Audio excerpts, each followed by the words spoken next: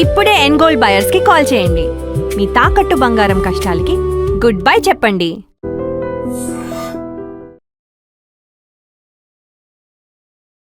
Hi hello నమస్తే, welcome back to iDream media. నేను మీ Vaishnavi.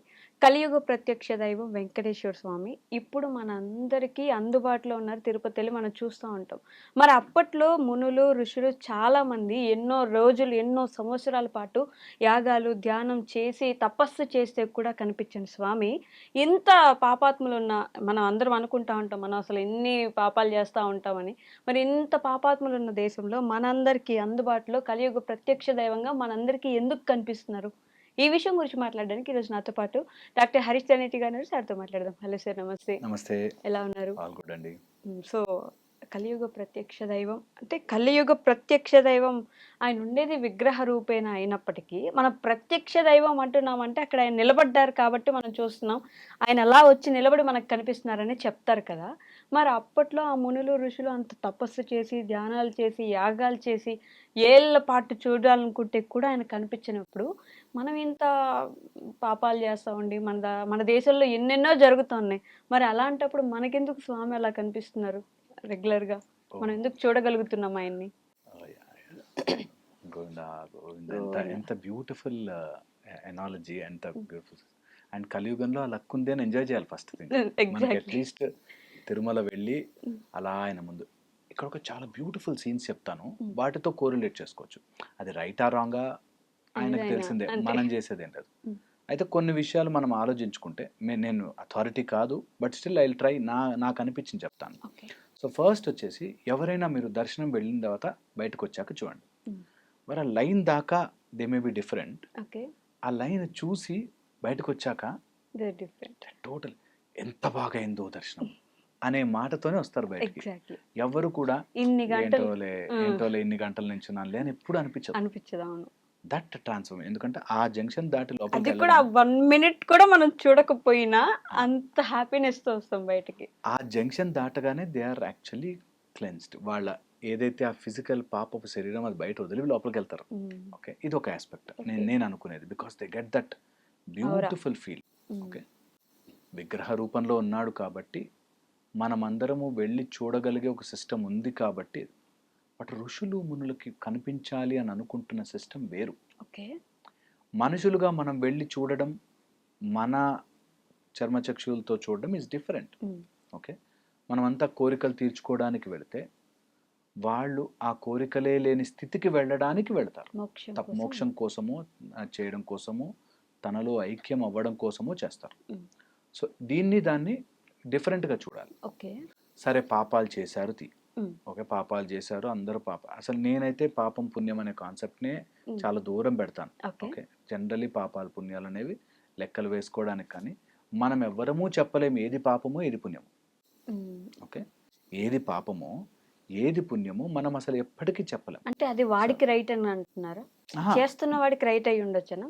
Right are wrong ఆయన డిసైడ్ చేసుకుంటారు. సపోజ్ నేను ఒకరికి ఏదో గుడిలో వచ్చేసి ప్రసాదం పెట్టాను, ఆ ప్రసాదంలో చాలా ఎక్కువ సాల్ట్ అయిపోయి వాడికి ఏదో ప్రాబ్లం అయింది. ప్రసాదం మంచిదే, కానీ వాళ్ళకి ఎక్కువ సాల్ట్ పెట్టాను కాబట్టి ఇప్పుడు నేను చేసింది పాపమా పుణ్యమా అది మనం లెక్క వెయ్యలేము. Okay, it's all planned in the very beautiful way. Cosmic plan లో ఒక భాగం. అంటే సారీ టు ఇంటరప్ట్, మన మనసు మంచిదై ఉండి మనం పెడితే అది పాపం కాదు పుణ్యమే కదా? ఎగ్జాక్ట్లీ అంటున్నా. ఇప్పుడు మన మనసు మంచిగా ఉందా లేదా అనేది ఎవ్వరూ డిసైడ్ చేయరు. ఓకే, సో అందుకని అది మన లెక్కలో ఉండదు. పాపము చేశామా పుణ్యము చేశామా అన్నది ఎప్పటికీ మా లెక్కలో ఉండదు. మా గురువు గారు చెప్పేవారు, నువ్వు ఏది చేసినా అది పాపమా పుణ్యమా అని నువ్వు లెక్క వేయడం మొదలు పెట్టావంటే you are wrong, fundamentally wrong. So అందుకని పాపం పుణ్యం వస్తుందా, ఇంతమందికి చేస్తే పుణ్యం వస్తుందేమో, ఇలా చేస్తే పాపం వస్తుందేమో అనే దాంట్లోకి వెళ్ళొద్దు. నీ కాన్షియస్నెస్కి తెలుస్తుంది ఇది రైట్, ఇది రాంగ్, ఇది తప్పు, చేయకూడదు అని తెలిసిపోతుంది.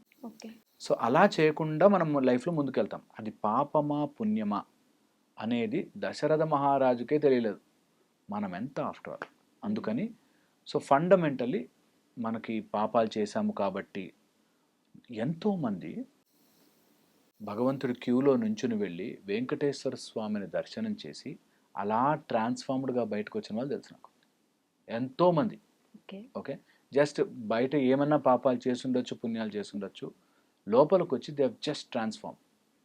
బాలాజీని బిజినెస్ పార్ట్నర్గా చేసుకుని, ఓకే. ఆయనని బిజినెస్ పార్ట్నర్గా చేసుకుని ఆయన వచ్చిన డబ్బులు షేర్ ఇస్తారు. Can you believe that? Venkateswara స్వామిని బిజినెస్ పార్ట్నర్గా పెట్టుకుని అందులో షేర్ ఇస్తారు. నేను ఇంత సంపాదించాను స్వామి అని చెప్పి షేర్ ఇస్తారు. ఎందుకు? ఆయనకు వడ్డీ కాసుల వాడు అని పేరుంది కాబట్టి అట్లా. So they have totally transformed and surrender to Venkateswara. అప్పుడెప్పుడో పాపం చేశారు కదా, కానీ ఈ క్షేత్రం యొక్క గొప్పతనం ఏంటంటే నువ్వు ఎన్ని పాపాలను చేసేసే అయిపోయిందా, నీకు ఎప్పటికైనా ట్రాన్స్ఫర్మేషన్ రావాలంటే నీకు రెడీగా వెంకటేశ్వర స్వామి అలా తిరుమల మీద కలియుగంలో ఇలాంటి వాళ్ళ కోసం ఉన్నాడు, చూస్తాడు. కనిపిస్తున్నాడా లేదా డిఫరెంట్. చాలా మంది విగ్రహాన్ని చూస్తారు, కనిపించడు. అంటే చాలా మంది ఆ ఎంట్రన్స్ లోకి ఇలా వెళ్ళి ఆయన దగ్గరికి వెళ్తున్నారంటే టప ఏడుస్తూ ఉంటారు, కళ్ళల్లో ఇలా నీళ్ళు వచ్చేస్తూ ఉంటాయి. అబ్సల్యూట్లీ. వెంకటేశ్వర స్వామితో అయితే నీకు డైరెక్ట్ మహిమలు, అసలు ఇంకా మధ్యలో కన్ఫ్యూజన్ లేదు. ఓకే, డైరెక్ట్ నువ్వు మాట్లాడగలిగే నీ మనసు క్లియర్గా ఉందా లేదా అన్నది ఇంపార్టెంట్. అంత పవర్ఫుల్ వెంకటేశ్వర స్వామికి. ఒక ముసలాయన తెలుసు నాకు, ఆయనకి ఏ ప్రాబ్లం వచ్చినా ముడుపు కడతాడు. ఓకే, వెంకటేశ్వర స్వామికి ఇవ్వాలి నేను అని చెప్పి. ఓకే, వెంకటేశ్వర స్వామికి డైరెక్ట్ మాట్లాడతారు చాలా మంది. అది it is just an emotional thing, connection అయిపోతుంది. At the same time transformation కూడా అదే హుక్. నేను ప్రతి 6 నెలలకి వెంకటేశ్వర స్వామి దగ్గరికి వెళ్తున్నాను, ఈ 6 నెలలు దుర్మార్గ పనులు చేస్తానని ఎవడు అనుకోడు. స్టార్టింగ్ లో ఏదైనా చేసిన తర్వాత ఒక్కసారి వెళ్ళి వాళ్లకు చూస్తే, అంతవరకు చూడరు చాలా మంది. ఏదో నాకు విఐపీలు వచ్చింది, ఏదో దర్శనం వచ్చేసింది, వెళ్ళిపోయాను అనుకుంటారు చాలా మంది. ఫర్ దట్ మ్యాటర్ డబ్బులు ఉన్న వాళ్ళే కాదు, డబ్బు లేని వాళ్ళు, నడకదారిన వెళ్ళిన వాళ్ళు కూడా వెంకటేశ్వర స్వామి దర్శనాన్ని నేను ఆయనని చూడాలి అనే ఉద్దేశంతో వెళితే కనిపిస్తాడు. ఆయన మీద ఫోకస్ పెట్టి వెళ్ళాలి. ఇప్పటికీ కూడా నేను ఇప్పుడు ఒక సెగ్మెంట్ చెప్పా కదా, అదర్ సెగ్మెంట్ చెప్తాను. వేరే లైన్లోకి వెళ్ళగానే నన్ను ఎవడు తోస్తున్నాడు, ఎవరిని తోయ నుంచి ఆపాలి అనే గొడవలో పడ్డానికి ఆ మంచిగుంది అని పోయేటోళ్ళు ఉన్నారు. లైన్లోకి వెళ్ళగానే చూడండి, ఫస్ట్ తోసేసుకుని చూసుకుని ఎట్లాగైనా అటే దారి ఆయన దగ్గరికి వెళ్తాము. ఆ మధ్యలో తోసుకుని నేను ఎంత గొప్పవాడిని, నా ముందా నువ్వు చేసేది అనే దాంట్లో ఉండిపోతే వెంకటేశ్వర స్వామిని చూస్తున్నట్టు ఉంటది, కానీ ఆయన కనిపించడు. ఇంకెందుకు అసలు, ఇంకేం మారినట్టు అక్కడ దాకా నువ్వు వెళ్ళి ఆయన చూడడం కదా. సో అందుకని నేను చాలా మందికి చెప్తాను, ఎవరైనా నాతో పాటు వెళ్తున్నా, ఎప్పుడైనా దర్శనంకి వెళ్తున్నా అని చెప్తాను, ఆ గేట్ లోపలికి ఎంటర్ అవగానే, ఆ కాళ్ళు గడిగి లోపలికి ఎంటర్ అవగానే స్విచ్ ఆఫ్ అయిపోవాలి మైండ్. ఓన్లీ వెంకటేశ్వర స్వామి తప్ప. ఎవరన్నా నలుగురు తోసుకుంటూ పోతే హాయిగా వెళ్ళిపోరా బాబు, నేను మెల్లగా వెళ్తా అనే ఎక్కువసేపు ఉండొచ్చు ఆయన దగ్గర అనుకోవాలి కదా. హ్యాపీగా అక్కడే కాదు, ఆ దారి అంతా కూడా ఆయనే ఉంటారు. అది తెలియక చాలా మంది మనం కాళ్ళు కడుక్కొని వెళ్తాం మళ్ళీ లోపలికి, అక్కడ ఉంటది స్పెసిఫిక్ గా. సో వెళ్ళిన తర్వాత నీకు అక్కడ ఎవడు ముందు వస్తున్నాడు, ఇంకా నేను లైన్ లో ఉండగా చూసా, వెనకాల మా వాళ్ళు ఎన్నుకుండిపోయినాక చూస్తాడు, ఎదురుకుండా వెంకటేశ్వర స్వామి ఉంటాయి, అయ్యో ఆయన్ని చూడ ఆయనతో మాట్లాడు అని మిస్ అయిపోతారు. అండ్ ఇట్ ఈస్ నాట్, అది ఇక్కడే కాదు, ప్రతి చోట చాలా మంది జరుగుతుంది. అందుకే వెంకటేశ్వర స్వామి కనిపించడానికి సిద్ధంగా ఉన్నా చూడలేని వాళ్ళు చాలా మంది ఉంటారు. అదే వాళ్ళ కర్మ. అంటే ఇది అంటూ ఉంటారు, ఎంతవరకు నిజమో తెలీదు, ఆయన మనల్ని చూడాలనుకుంటే తప్ప ఆయన దగ్గరికి వెళ్ళినా మనం చూడలేము ఆయన్ని. అబ్సల్యూట్లీ వెంకటేశ్వర స్వామిని అలా చూడగలిగితే నిజముగా కళ్ళల్లోకి చూసి ఆయన ఏది అడిగినా అట్లా కురిపిస్తాడు. నువ్వు చూడగలవా? నీ లోపల ఆ పాపము అదంతా పోయి పుణ్యమైన ఆలోచనలు చేసి పవిత్రంగా మారగలిగిన రోజున కలియుగంలో ప్రత్యక్ష దైవం. ఎందుకంటే నువ్వు వాడి మాంగా ఇస్తాడు, అడుగు ఇస్తాడు, నువ్వు నోటు ఏది అడిగిస్తాడు, కానీ నువ్వు చూడగలగాలిగా ఫస్ట్. నిజంగా ఆయన చూడగలగాలి కదా. ఏదో ఉన్నారు చూసేసాం వెళ్ళిపోయాం కాకుండా. ఎగ్జాక్ట్లీ. సో అందుకని మనకి ఒకప్పుడు ఋషులు మునులు తపస్సు చేశారు, వాళ్ళకి అంత కష్టం మీద కనిపించాడు ఆయన. ఇక్కడ ఇంత కలియుగంలో ఉండే అది ఒక గొప్ప వరం మనకి. అండ్ గోవిందా గోవిందా అనుకుంటూ లోపలికి వెళ్ళడం ఒక బ్యూటిఫుల్ బ్లిస్ఫుల్ ఎక్స్పీరియన్స్ గా మార్చుకున్నవాడు ఇయర్ మారకపోతాడు. కానీ ఒక్కసారి అట్లా కంప్లీట్ ట్రాన్స్ఫర్మేషన్తో పోవాలి. నేను ఐఎమ్ గోయింగ్ దేర్ నేను ఆయన విత్ చూస్తాను. ఫార్ టోటల్ ట్రాన్స్ఫర్మేషన్ అని వెళ్ళిన వాడికి ఆయన కనిపిస్తారు. అంతవరకు ఆయనకు తెలిసి ఎలా డిసీవ్ అవ్వాలి. ఓకే. కనిపించినట్టే ఉంటుంది. అర్జెంటుగా కొనుక్కొచ్చి నేను తిరుపతి వెళ్ళి వచ్చాను, నేను లడ్డూలు ముక్కలు ముక్కలు చేసి పనిచేయడం కోసం కాదు తిరుపతి నువ్వు వెళ్ళింది. చాలా మందికి అది అర్థం కాదు. ఆయన ఇక్కడ బేసిక్ గా ఇటు కనిపిస్తుంటే అక్కడ ఒక మిర్రర్ ఉంటుంది తిరుమలలో. చూస్తారు. అవును. ఎందుకని అలా పెడతారంటే మనం ఎంటర్ అయ్యేది ఇటు చూస్తాం కదా డైరెక్ట్ గా, మళ్ళీ ఫస్ట్ ఇట్లా వెంటనే ఇక్కడ కనిపిస్తారు మనకి. వెనకెళ్ళి కనిపిస్తుంటారు కూడా. కొంత ఇట్లా వెనక్కి తిరిగినప్పుడు కూడా కనిపిస్తుంటారు మనకి. కొన్నిసార్లు దర్శనానికి మనం మిస్ అయినా కూడా మనం అందులో చూసుకోవచ్చు. అండ్ ఎక్కడికి వెళ్ళినా నీకు చుట్టుపక్కల మొత్తం ప్రెమిసెస్లో వెంకటేశ్వర స్వామి ఉంటారు. ఇది బాగా అర్థం చేసుకోవాలి. ఆయన అదొక్కటే అక్కడే అని రెస్ట్రిక్ట్ అవ్వదు. Okay, he's omni present everywhere. పోనీ అంత ఇంకా మనకి ధ్యానము శ్రద్ధ రాకపోతే అట్లీస్ట్ ఆ లోపలికి రాగానే అన్న ఆయన దగ్గర ఉండాలి. Shut your mind off and be there. Absolutely. అప్పుడు కనిపిస్తాడు. అలా కనిపించిన వాడిది ట్రాన్స్ఫర్మేషన్. దట్ నేను వెంకటేశ్వర స్వామినే చూస్తాను. అండ్ కనిపించింది బయటకు వచ్చిన వాళ్ళకి ఒక ఇంపార్టెంట్ పాయింట్ దట్ చెప్పకూడదు. అదే లాక్. లాక్ ఏంటంటే నాకెంత బాగా అనిపించిందో నన్ను ఇట్లా పక్కకు గుంజి 15 నిమిషాలు నుంచోబెట్టేశాడు. ఇవి అబద్ధం. ఓకే. ఇవి నువ్వు చూడలే, చెప్పుకోవడానికి వచ్చావు. అంటే ఆ 15 నిమిషాలు నిలబడ్డావని నీకు గొప్పగా ఫీల్ అవుతున్నావు తప్ప నువ్వు ఆయన్ని చూడట్లేదు అప్పుడు కూడా. అబ్సల్యూట్లీ. ఓకే. చాలా మంది తెలియదు తెలుసా. ఆ 15 నిమిషాలు నేను స్పెషల్ భక్తుని తెలుసా, నా ఇట్లా పక్కకు లాగాడు అని చెప్పుకుంటున్నావు అంటే నీకు భక్తి అర్థం కాదు. అదే నేను 3వ గడప దగ్గరికి వెళ్ళి నేను నాకు అరగంట నిలబడ్డాను స్వామి ముందని చెప్పారంటే అని చెప్పుకున్నా అంటేనే నువ్వు చెప్పుకోవడానికి వెళ్ళావు. నీకు అర్థం కాలేదు దేవుడు లోపల.